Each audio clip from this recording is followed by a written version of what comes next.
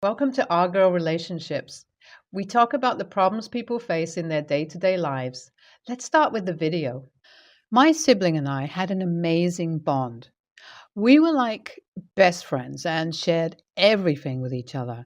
Our bond was this strong since the longest, and I thought nothing would get between us. Girl problem, at least. Of course, like any other siblings, we would fight a lot. We would argue, make each other cry, but then I always knew there was a coming back from all of those stupid arguments over clothes, movies, shows, friends, and food.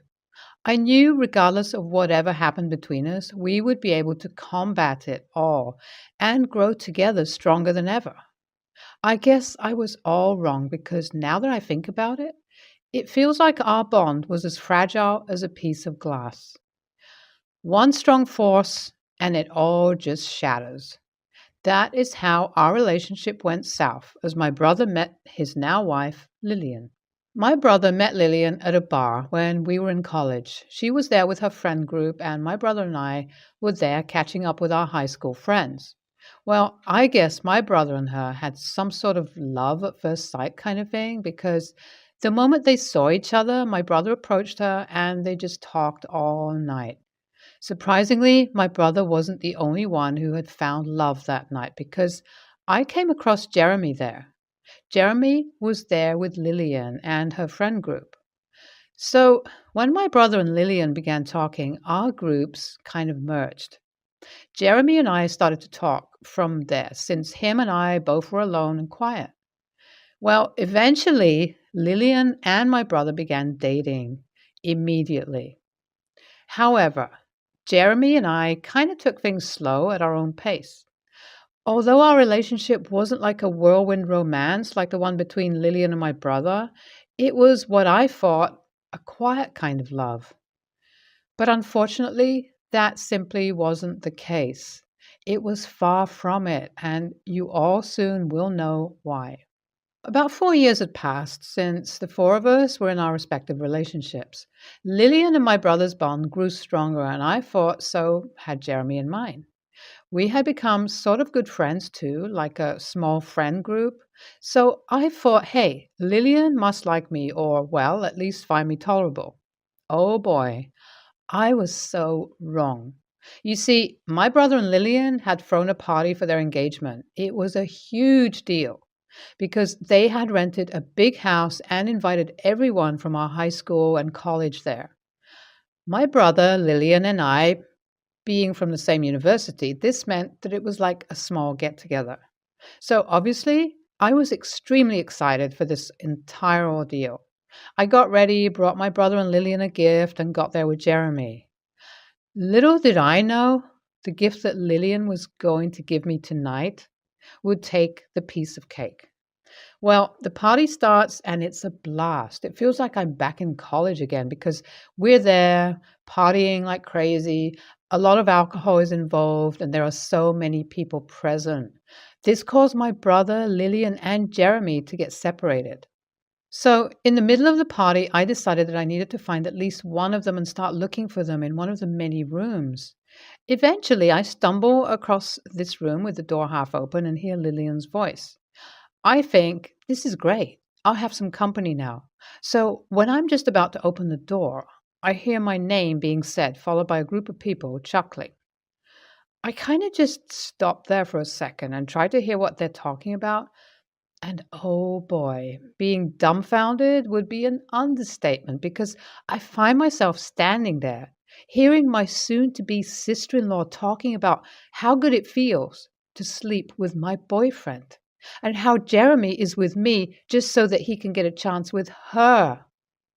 She also talks about how she had been sleeping with a couple of my brother's friends, taking their names out specifically. It all made sense because she was really close to these guys. She then went ahead and called me stupid and bimbo for not realizing this earlier. I instantly started tearing up because I know this isn't the place to confront Lillian because I didn't want to shatter my brother's happiness on such an important and happy day of his life, especially in front of so many guests. So I sat Lillian down after 2 days and I confronted her about everything she said. She starts crying and telling me how it was all due to the alcohol, how she knew she shouldn't have done all of what she did, and how she's going to come clean to my brother so that they can start couples counseling. The naive me thought that she was going to be true to her words and took her for it, but oh man, little did I know I was going to be screwed. Lillian turned my life upside down within the span of days. So she started off by telling my brother and Jeremy that I had cheated, creating fake screenshots and everything. Hell, she even went as far as to get one of my brother's friends, who she was sleeping with, into the story and get him to act as if he was the one who I had slept with. This led to a huge argument between Lillian, my brother Jeremy, and I, where I cried and begged, explaining them the entire situation, but no one budged. Both my brother and Jeremy sided with Lillian, calling me a psycho for creating false narratives. I knew Jeremy would side with Lillian because obviously he had slept with her. But the fact that my brother sided with her and went as far as to inform my family and friends of this situation, to turn them all against me, hurt the most. It was a horrible time in my life, and I spiraled down into a pit of depression. Well, around this time, I also found out I was pregnant with Jeremy's baby. Jeremy did not want to get a DNA test because obviously, being a floozy, there was no way the child would be his. I tried talking and begging my brother to let me talk to Jeremy and get him convinced to at least take a DNA test. He did not agree. So I decided to keep this baby and have been raising him since the past 12 years. I have had no contact with Jeremy, my brother, and Lillian, and honestly, I was glad because it took a lot of therapy to get over everything I had gone down. I guess my brother didn't even want me to have that kind of peace because yesterday, after 12 years, he reached out to me through Instagram saying he wanted to talk. After much hesitation and talking to my therapist, I decided to give him my number, and we spoke on the phone for the first time since then. Immediately, as I picked up the call, my brother started tearing up and apologizing, telling me how he should have listened to me because my Lillian indeed was a cheater. Apparently, all her lies have come out, and after being confronted, it is my brother who is on the streets. Well, after hearing this, I felt nothing. I just felt a sort of satisfaction that he got what he deserved after doing what he had done to me all those years back. He told me that he just wanted the chance to meet and talk. In a nutshell, he wanted to tell me all about Lillian and also asked me if he could come and live with me until he got his matter sorted. Although the offer about listening to all that went down in his life seemed tempting, I laughed at his face and told him to just sit and recall all that he had done to me all those years back. I told him that this was my thanks to him for that and just hung up. My phone has been blowing up since our last call with texts and calls from him. He keeps asking me for a chance to make everything right. Although I'm not interested, I do feel a little bad. So I asked a couple of my new friends for advice, and they all have been giving me mixed responses. So Reddit, AITA, what should I do here? So I decided to meet my brother today after reading all your suggestions. We met at a local restaurant, and seeing him for the first time made me realize how much he had changed. This man looked miserable. He looked like he had aged 2 times, even though he was about the same age as me. I guess that is what happens when you get married to a psychopath. Well, anyways, we sat down and he started to explain the entire situation. Apparently, he only found out about Lillian's cheating last year when she slept with his boss. Now, my brother has a great job, but seeing more gold with his boss, she knew she had enough of my brother. So she started to have this full-blown affair right in front of my brother. And when he confronted her, she just blew up at him and spilled out everything. She told him the truth behind what had happened during the time that caused him to cut me off. And the biggest shocker was the fact that she never slept with Jeremy. She said she has always wanted to, but the fact that he didn't want to sleep with her caused her to spread all these rumors. Hearing all this on top of finding out how many friends of his she slept with all these years caused him to file for a divorce. And wouldn't you all know, being a housewife for all these years entitled her to almost all of my brother's assets. This divorce has caused my brother to cut out all of his friends from his life, and currently, my family is mad at him for ruining his own marriage. So, my brother is here, living in hotels, and completely drained out his money due to the lengthy year long divorce. All until recently, when he contacted Jeremy and has started to live with him as a roommate. This is when he asked me if I would be interested to meet him and talk to him about everything that went down, to get a sort of closure. He said that this was the least he could do after putting me through so much. I told him I needed time to think about it. He simply just said that he understood and left. So I have another stress on my mind now. Would it be worth it to go and see Jeremy? I don't want to rekindle a relationship with him, but I would be lying if I said I had absolutely no feelings for him. So what should I do here? It's been a long 8 months since I last updated. I think some of you might be happy, while the others might be sad to know that I did go meet Jeremy. After talking to my therapist, who told me that it would be a good idea to get some closure, but she also warned me against getting instantly attached to him or expecting anything out of him. Well, that is exactly the rule that I followed when I first met him.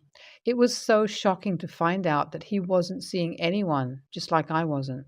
We sat and caught up for hours, and eventually, even my brother joined us. We all came to the conclusion that we unfortunately were part of Lillian's manipulation, and that it will definitely take us a long time to process that, especially my brother. Jeremy asked me about my son, and I showed him a picture of him. He instantly teared up because the resemblance that the two had needed no DNA evidence, but I knew. After all that had gone down, I wasn't going to let my brother and Jeremy into mine and my son's life so quickly. I told them both the same, and they were very understanding of this. So Jeremy and I started to meet initially and simply just hang out together. Eventually, after a couple of months of time, we got a DNA test, which obviously came out positive, and I allowed him to see my son only as a friend. It was extremely amusing to see how quickly the two of them clicked. Jeremy and I have decided to let these small meetups go on for a while before we take the next step to draw out an official custody agreement. Eventually, I also allowed my brother to see my son, and needless to say, my son is very happy to be around these new people who care very much about him. As for Lillian, from what I heard through my brother, she has been trying to get in contact with him again, as apparently her affair partner is not really interested in her since he found out that she got divorced. My brother has obviously told her that she can go pound sand because he doesn't care about her at all anymore. Overall, I count this as a happy update. I'm not expecting anything this time and just hoping that the three of us can maintain a cordial relationship with each other. I knew karma would come and take its course, and I know that will be the case for Lillian too. It's just a matter of time, and I'm sitting here waiting for the same with a bucket of popcorn in my hands. LOL. Thank you all for reading. NTA, NTA, NTA. Never in a million years you would be the a-hole for just doing what your brother did to you years ago. Don't let yourself feel guilty over this because you truly owe him nothing. NTA, but I definitely want to go and meet him to see what he wants to tell me. Letting him into your house can be decided after that. Lillian seems like a narcissist and a psychopath, honestly, and I can't really blame your brother if he fell into this trap. Every day I get up at 5 a.m. for work. I do everything I can to be as quiet as physically possible to not wake my partner. Of course, it's not going to be perfect every time, but I'd say around 90% of the time she doesn't wake up at all while I'm showering and getting ready, etc. She, on the other hand, can be flexible as to when she gets up and starts work. She works from home, and in her role, she doesn't have any direct superior to monitor her, or at least one that cares. Now, this woman is atrocious with punctuality and time management. She's always late to everything. She wakes up late almost every day, but as she's able to just log onto her laptop straight out of bed, she can just get away with it. The fact I have to get up early for work every day means that I really value a lie in on my days off. It's something I've always appreciated and taken pleasure in, sleeping until 9 or 10 a.m. when possible. We have no kids or any other responsibilities that would make this an impossible or otherwise irresponsible pleasure. I usually have weekends off, same as her, but due to the shift pattern I'm on, I sometimes have weekdays off, this week being Wednesday and Thursday. This morning, as usual, she woke up late for work. Actually, she woke up, made a cup of tea, sat on TikTok for a bit, and then had to rush around because she was late for work. This is regular behavior for her. She's now frantically rushing around trying to get ready, quite literally running around the house, in and out of rooms, up and down the stairs, banging doors and stomping around everywhere. Making it worse, she was also wearing flip-flops so I could hear them loudly slapping against her feet with every step. When she finally stopped darting around like a cat on heat, she came into the bedroom to use her makeup and toiletries. Every single can, bottle, brush, pencil, whatever gets slammed on the table. Some drop on the floor, hairspray and perfume being sprayed everywhere. This is the same woman who asks me to spray my deodorant outside of the room because it's loud and makes the room toxic. She then says she needs to use the hairdryer. I responded, "Oh, because you've been so quiet up until now." She just replied, "I don't care," and used the hairdryer twice. That is what really pissed me off, honestly. She clearly could just not at all give a crap in the slightest, and is what really gets under my skin and has annoyed the hell out of me. To me, it's just inconsiderate and shows the ugly side of her character and somewhat crappy attitude. So I angrily called her an inconsiderate wanker. She almost seemed a little confused and said that it was really uncalled for and that I'm overreacting. I wouldn't mind as much if this was a one-off or rare occurrence, but it isn't. While typing this, I do feel like I might have overreacted a bit, but it really aggravated me and made me wake up in a horrible mood. AITA for reacting poorly to this? Do I genuinely owe her an apology? This sounds like a much larger issue than sleeping in. If she has bad time management skills and is late to everything, this sounds like OP is feeling bad that he finally told her off and she's upset by it. OP, I'm not telling you to break up, but take some time to really think about if this is what you're willing to commit to forever with. NTA. I am a 24-year-old female and a new mom of a 3-month-old baby girl. My husband, 31, and I have rules that my family has to follow. The big rule is no social media rule. I believe in privacy for my daughter. I don't want any photos of my daughter on social media, especially when I didn't even post photos of her on social media. Don't get me wrong, I took many photos of her, but none are posted on social media. 3 weeks ago, I asked my sister-in-law, 35, to babysit my daughter because my grandmother got sick and landed her in the hospital in the next state over. Since there wasn't anyone under 2 years old allowed on the floor, so I couldn't take my daughter to see her. After a few days, I went on my Facebook and I saw my daughter's photo with the caption, "First Facebook photo of my niece. Is she adorable?" I saw red. I called her and demanded that she delete the photo and how she'll never babysit my daughter ever again. My husband and I went home. I picked up my daughter and she told me how dumb it was for having that rule. She told me how I don't love my daughter enough to post about her. We argued and my husband took us home. She made a huge post about not deleting the photo and how horrible I am as a mother. Lastly, called me an a-hole for yelling at her over a photo. My in-laws are on her side and telling me I'm overreacting. Now my husband is not speaking to his sister. Am I the a-hole and overreacted? She didn't babysit for free. I paid her $500 to babysit for 3 days. I didn't even finish day 2 before I saw my daughter's photo. I'll admit the stress of my grandmother in the hospital and the anger of her posting my daughter may cause me to yell. My husband got the photo deleted and we cut contact. My sister-in-law has been blowing up our phones ever since the last message. Absolutely NTA. She knew it was a rule, or she wouldn't have written first Facebook photo. This is a common rule, so you are not on your own. She just has no respect. Stand